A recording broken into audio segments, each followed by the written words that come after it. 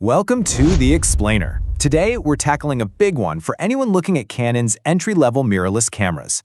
You've probably found yourself staring at two fantastic but kinda confusing options, the R10 and the R50. So in this explainer, we're gonna break it all down and help you figure out which one is really the right camera for you. Okay, so you're ready to get serious. You want to step up your photography or your video game, but man, choosing that first real mirrorless camera, it can be tough. It feels like there are a million options out there.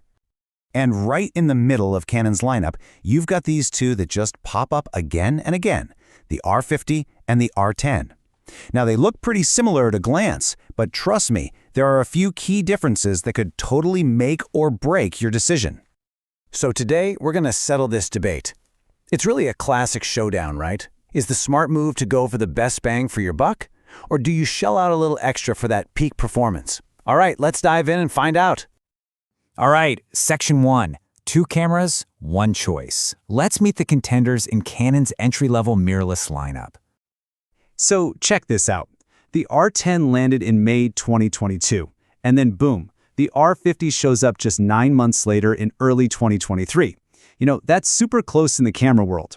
And what that really means is they're built on a lot of the same core technology, which is exactly why this comparison gets so interesting. Okay, next up, price, power, and portability. These are the 3 biggest things that set these cameras apart. So let's talk about the major differences you're going to notice before you even snap a single photo. The first thing, and maybe the biggest for a lot of you, is the price. The R10 costs about $300 more than the R50. I mean, let that sink in for a second.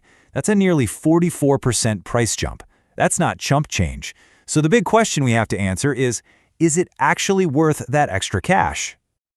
Then there's portability. You can see here the R50 comes in at a featherlight 375 grams. The R10 is a bit beefier at 426 grams. Now, a 51-gram difference might not sound like a huge deal on paper, but believe me, when you've been carrying it around your neck all day, you are definitely going to feel it. And it's not just about the weight. The R50 is also way more compact. It's noticeably thinner. This makes it just perfect, If you're a traveler, or you just want something you can easily toss in a bag, or maybe you're into street photography and don't want to draw a ton of attention, that smaller size is a huge win. All right, moving on to what's the same inside. And this subtitle says it all, why you can't make a bad choice on image quality. Because honestly, this is where things get really, really interesting. When it comes to the guts of the camera, the part that actually makes the picture, these two are pretty much twins. Just look at this. The heart of the camera, it's identical. We're talking the same 24-megapixel sensor, the same ISO range for when you're shooting in low light, the exact same advanced autofocus system, and yep, the same 4K video resolution. So what's the big takeaway here? It's simple. Your final photos and videos are going to have the exact same fantastic quality. You can't go wrong with either one on that front. Okay, the deciding differences. Where your $300 extra really goes.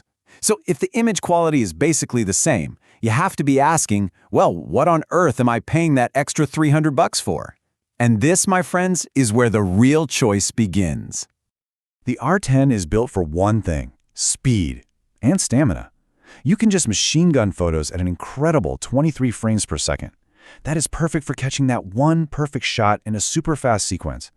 Then you add in a faster shutter speed that can literally freeze any action, plus a battery that lasts longer. And suddenly, it's the no-brainer choice for sports, for wildlife, or really any kind of fast, unpredictable action.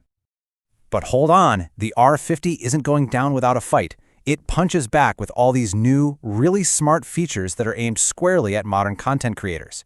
It's got this cool mode just for product reviews, a screen that's actually sharper, and it even has a pro video feature called lens breathing correction, which, by the way, the R10 doesn't have, that makes your videos look way more professional. And of course, there's its secret weapon. It's just so much easier to carry around. So let's look at the raw numbers head-to-head. In the speed department, the R10 gives you that blazing 23 frames per second, while the R50 clocks in at 15. And for stamina, the R10 gets you 450 shots on a single charge compared to the R50's 370. That right there, that extra speed and that extra shooting time, that's exactly what that extra $300 is buying you. And that brings us to the final verdict. Which one of these is the right camera for you? We've gone over the price, the size, the performance, so it's time to make the call. And you know what? The answer might not be what you think. So if we crunch all the numbers, looking at all the features, the value for money, the portability, look at this. The less expensive R50 actually inches past the R10 with a slightly higher overall score. And that's pretty much just because it packs so much punch for its price tag. So, who's the winner? Well, hang on. A number on a chart isn't the whole story, not by a long shot. The real winner isn't decided by some score. It's decided by what kind of creator you are and what matters most to you. Okay, let's just boil it all down. This is the simple breakdown. You go for the R50 if you're on a budget, if you travel a lot and need something light, or if you're a vlogger or content creator. Basically, if you want the absolute best value, the R50 is your camera. But you choose the R10 if you're shooting sports or any kind of fast action, if you absolutely need that longer battery life, or if you just prefer having more physical dials and buttons. If performance is your #1 priority, the R10 is the clear winner. And that's our explainer. It really all comes down to this one last question for you to chew on. What matters more to you? Is it getting that peak performance, or is it finding that perfect price? Are you the kind of person who's chasing that one perfect shot no matter what it takes? Or are you looking for the perfect deal that gets you like 95% of the way there for a whole lot less? The choice is all yours.